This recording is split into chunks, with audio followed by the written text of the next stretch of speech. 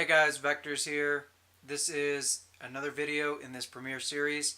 If you want to go back, you can watch the previous videos. We're getting you in and out of Premiere as quick as possible and learning what you need to learn. Enjoy.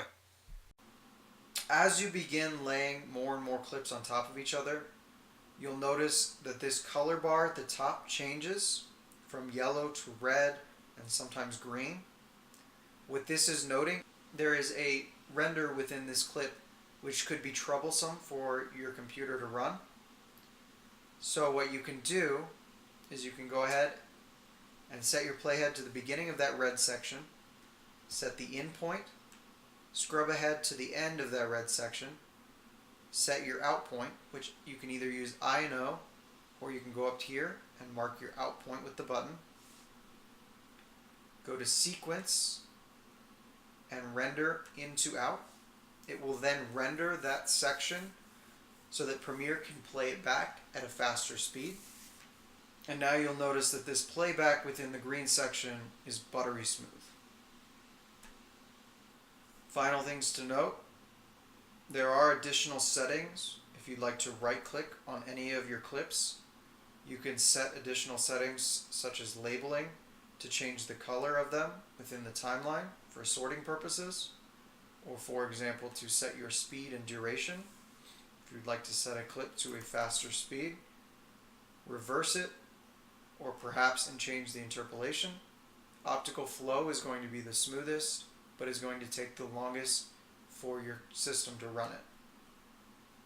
Finally, when you're ready to export your video, simply go up to File, Export, Media.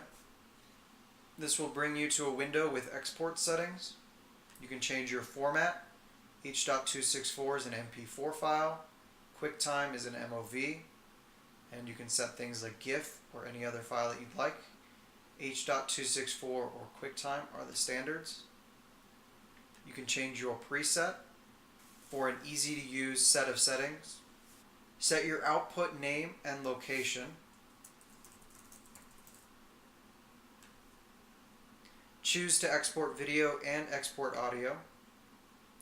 You're going to get a summary here and additional settings in these tabs here. Of note, you have your video settings here.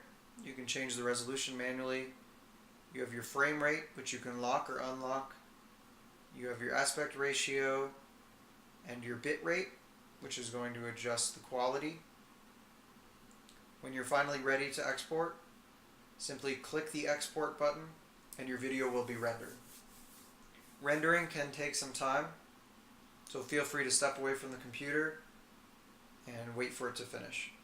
Once you're done, you'll find your video file saved to that location, and you're done with your first video in Premiere.